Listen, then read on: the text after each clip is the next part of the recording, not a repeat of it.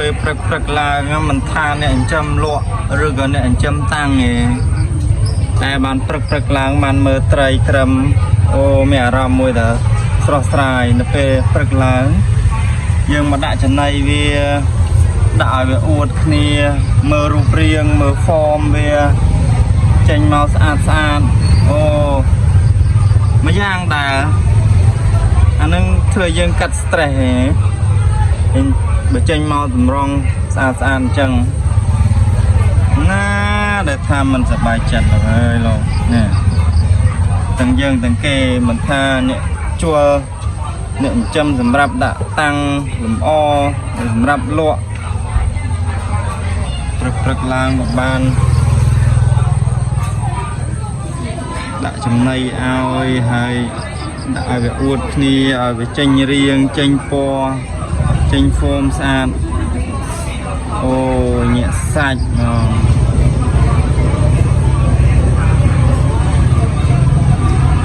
ណាយកអារម្មណ៍មួយនេះបាទទាំងក្មេងទាំងចាស់ចូលចិត្តដូចគ្នា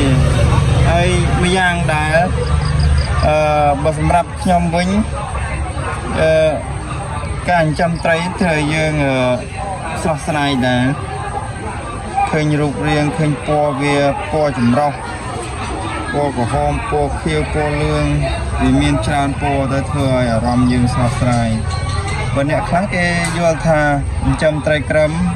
ឬក៏ចិញ្ចឹមត្រីអីក៏ដែរត្រី7ពណ៌ត្រីកទុយ3ត្រីលហានត្រីក្រឹមគឺធ្វើឲ្យយើងមានរាសីពោះតែសម្រាប់ខ្ញុំគិតខុសពីខ្ញុំអត់គិតថាការចិញ្ចឹមត្រីក្រឹមនឹងវាមានរាសីឬក៏អីទេហើយមានហុងស៊ុយអីទេខ្ញុំអត់ដែលគិតរឿងហុងស៊ុយទេខ្ញុំគិតតែរឿងភាពស្រស់ស្អាតរបស់វាធ្វើអារម្មណ៍យើងស្រស់ស្រាយតែប៉ុណ្្នឹងឯងនេះដែលស្រឡាញ់ត្រីក្រឹមនឹងយល់ហើយមួយទៀតខ្ញុំសម្រាប់ខ្ញុំត្រីក្រឹមខ្ញុំមានទាំងត្រីក្រឹមជួលនិងត្រីក្រឹមលម្អតែខ្ញុំមានត្រីក្រឹមជួលតែខ្ញុំអត់ជួលទេខ្ញុំអត់ចូលចិត្តជួលតែបើខ្ញុំលក់បានតែឲ្យខ្ញុំជួលខ្ញុំអត់ជួលទេខ្ញុំអត់ចូលចិត្តជួលខ្ញុំចូលចិត្តហ្វមវាមិនថាត្រីក្រឹមជួលមិនថាត្រីក្រឹមលម្អ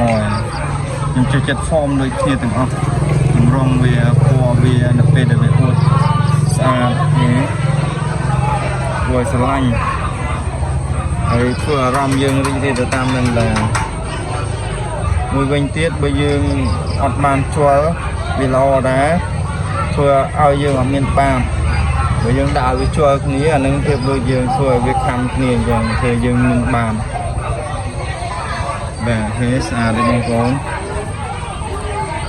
ឡាញ់មួយណាឡើយនេះឡាញ់មួយណា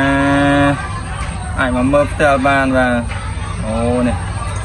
Yellow Dragon ក៏មាន Red Dragon ក៏មានGalaxy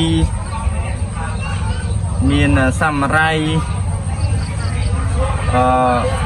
មានតាយខៀវតាយក្រហមមានទាំងអស់បាទ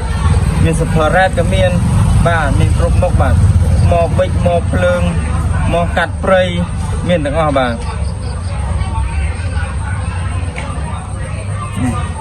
អានេះមកខំខ្ញុំបាទបងប្អូនត្រូវការអីអាចមកមើលផ្ទាល់បានបាទអានឹងបើមនុស្សវិញគេហៅទឹកពេញកន្លោះស្ទៀវអានឹងស្ទៀវអានឹងប្រហែលជាអានឹង size S